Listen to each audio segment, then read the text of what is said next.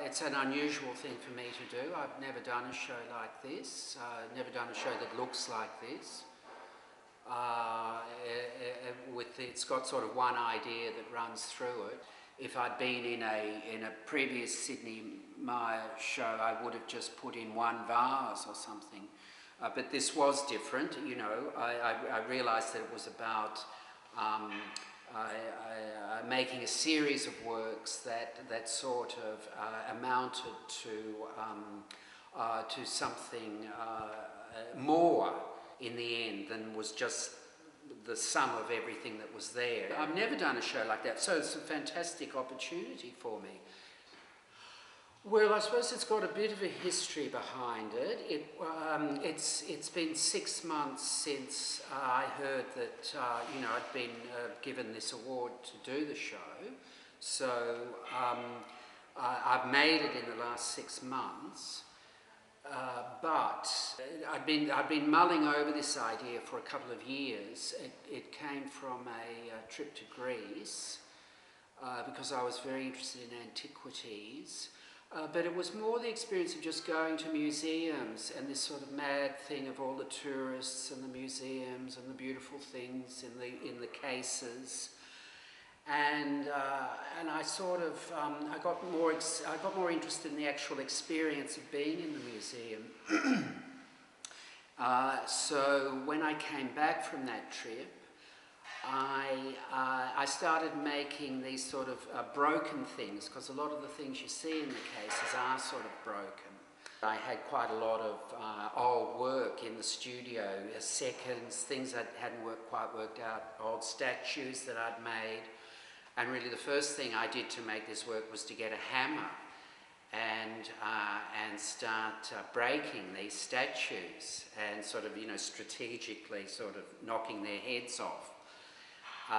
Because I was making my own broken things, and I like the sort of idea that in my own I was turning my own studio into this sort of archaeological site. And so I started making broken things and making arrangements, and then I started to wonder how I could actually present them. And after about a year of tossing around ideas, I landed on the idea of this Perspex case. Then the case had the sort of ability to contain a lot of tiny little things that in another setting wouldn't have really made sense, just sort of lying around on a table. Somebody said to me, do they have a story? And first of all I said, well, no, they don't, but of course they do. Well, I mean, everything has a story in a way, so it's about classical antiquity. Yeah, I mean, that to simplify, that is really what it's about.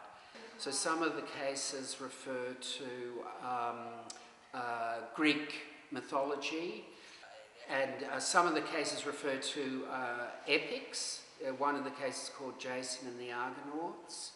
And then some of the cases are really just about fragments. They just work on this idea of what's come down to us from classical antiquity is all just broken things. But then also, of course, the idea of the ruin itself too. Poetry in ruins.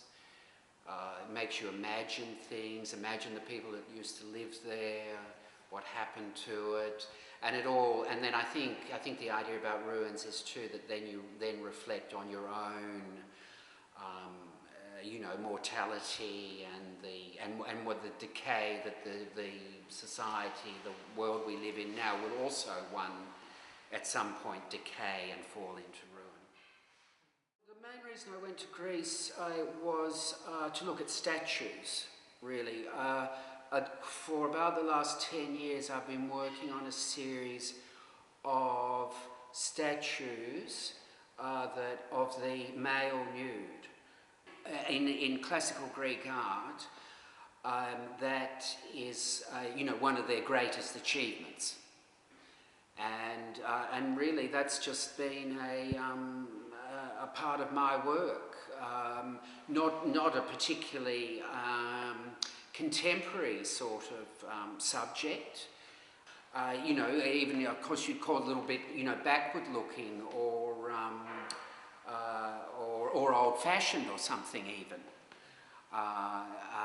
But anyway, that's me. That's, you know, that's what I like to do. I actually wouldn't have ever made this work either, unless I was invited to do it for this show. I would never, it wasn't made beforehand, and I would never have actually made it, I don't think. So it was a real kind of challenge to me. So it's a great format. I think it's a fantastic idea to have this, the way that the three people here, the three artists exhibiting in the new format for the Sydney Mar Award. So things evolve, things happen. You never start off with it all totally formed, you know, it's happened over a period of time. In this case, you know, a couple of years.